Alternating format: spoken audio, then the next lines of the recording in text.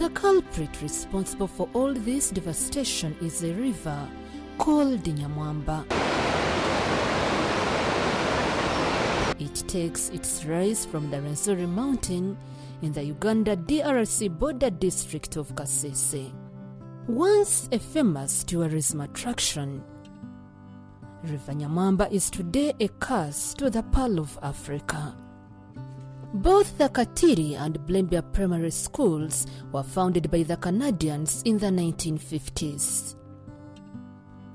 These top-class schools provided quality education to children of mine workers and businessmen who came not only from Uganda but also neighboring Kenya, Tanzania, Rwanda, DRC, Burundi, Sudan, among other countries, to work in the Kilembe copper mines starting in the 1940s. But in May 2013, the people of Kilembe were robbed of the decades of shine and sparkle of these centers of academic excellence. River Nyamwamba had poured all its waters into the town, leaving the untold damage on its path. Over 8 lives were lost and properties worth $54,054 were damaged and swept away by the river. Today, the 743 and 813 pupils who are enrolled in the schools have to cope up with the devastating situation in which they find themselves. All our buildings were swept away, and all our documents, some like books and the rest, desks and everything, they were all taken by Nyamwamba. So we have been here trying by all means to make sure that the school still exists. Otherwise, when the minister came here, he ordered that this school should be closed. We are still lacking scholastic materials. Our children are still suffering. Some of them do not even receive lunch because Nyamwamba had to wash away most of the crops which were grown along the river banks. And these children are suffering a lot. I request that every stakeholder can come and assist us as a resourceful person to mobilize these young ones to go to school, stay in school, and then complete at least primary or basic education level.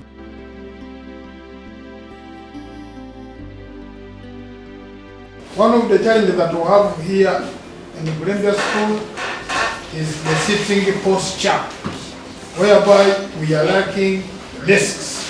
As you can see, the learners seated down. The things that we are seated on, these are containers that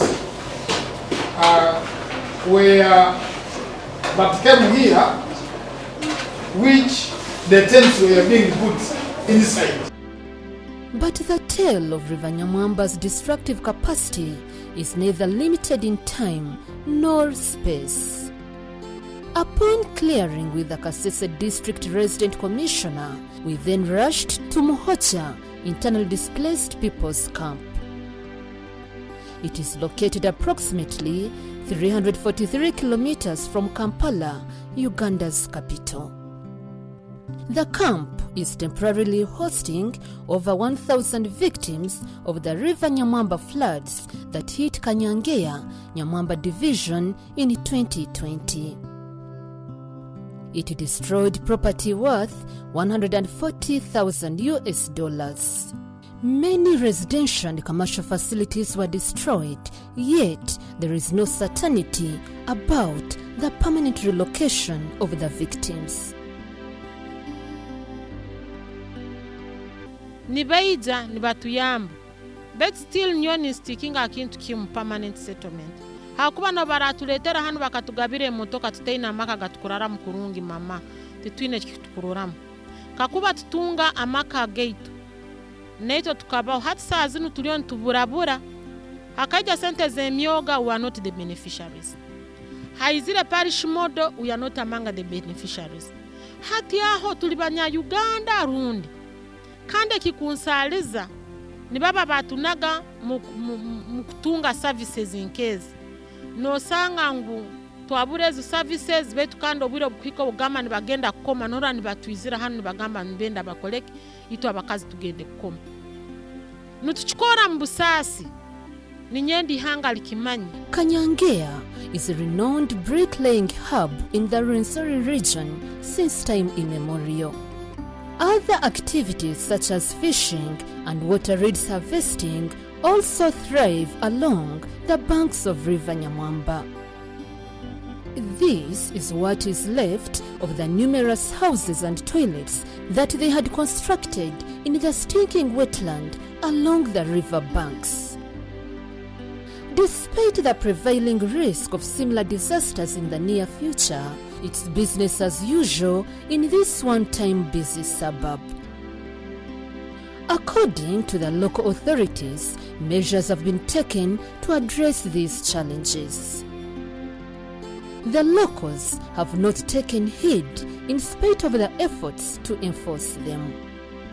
We have started now a campaign of educating our citizens about the good practices of farming that they should adopt. They should change from the traditional ones and come to the modern ones. For example, as government, we have started teaching them about tree planting, that is afforestation. And we have gone ahead by giving them even free tree seedlings so that this exercise can smoothly be done, with hope that by the end of at least 2 to 3 years, we shall have good other trees which will start helping us to reduce the speed of water as how it used to be. Then secondly, we have also tried to teach them other methods of farming like terracing, such that when rain waters come in higher volumes, those terraces can try to reduce the speed of those waters which would be running from the mountains up to the valley of River Nyamwamba. In so doing, we hope that we shall end up curbing down the situation of the river getting mud. We hope that maybe the culture which is in the people of cutting the trees in search for food and the school fees can be reduced. In so doing, we shall have solved the problem of tree cutting. Several research studies have been carried out about the Nyamwamba, among other flood rivers in the district. We have the October-December season, which I just called October season. We also have February-May season, which I just called May season. If the extreme rainfall takes place and occurs during the October season, it means that it would occur mostly mid-downstream. And of course, rainfall which is mid-downstream intensively does not cause an intense flood because the intensity is caused by where the river comes from, so from upstream. So if it happens that at the time of this intense rainfall, it is during the May season or it occurs upstream, then we can expect an intense flood. Research has also been conducted on the contribution of human activities to the recurrent flash floods. Recommendations have also been made. People are looking for food and they are planting crops for food at the household level. The strongest strategy would be to go nature-based solutions. And some of the practices or measures under a nature-based solution could be apiculture. Because if people are keeping bees and producing honey and other products, then they can use the money they generate from apiculture to buy the food. Kasese district has a disaster risk management committee. In spite of the financial difficulties that it is facing, it is working hand in hand with various stakeholders to contain the floods and come to the victims' rescue as well. We have encouraged sub-counties to identify evacuation centers. In case a disaster happens, and in case of a flood in your area, We don't want to see people or the affected persons to go to a school, a health facility. We should identify just a piece of land. When this happens, you can quickly ferry or evacuate people.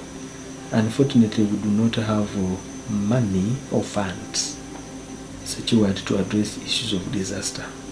Right from the send, what has been done as a district as part of the innovation is to consider this in a multi-sectoral manner.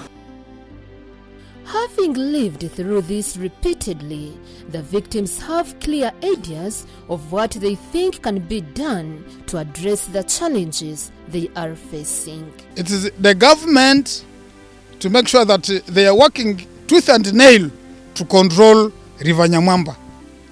Then, secondly, is the ministry to see that really the school is reallocated from this valley, which is on a risk that any time when the river overflows, again these buildings can be destroyed.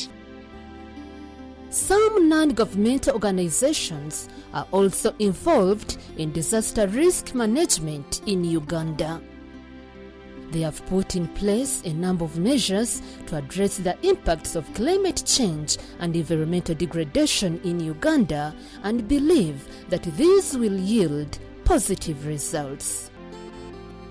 What we do now is to ensure that we reach out to the community through our community volunteers that were trained by Uganda Red Cross, and we ensure that they have the capacity to respond. Because we already developed a DPP by the district, the districts are in position now to support all other stakeholders within the districts. We have a community action plan.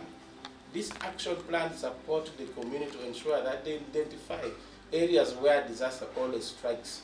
For instance, they know that in this area, this parish, there is always flooding. So they always know how to prevent it during the time of flood. Kilembe will forever have a special place in my heart. But flashbacks of the beautiful childhood memories I've kept for decades now contrast so sharply with the sight of a near ghost suburb I've just visited. It is a tale of survival in a faded relationship between the river and the people that needs urgent mending.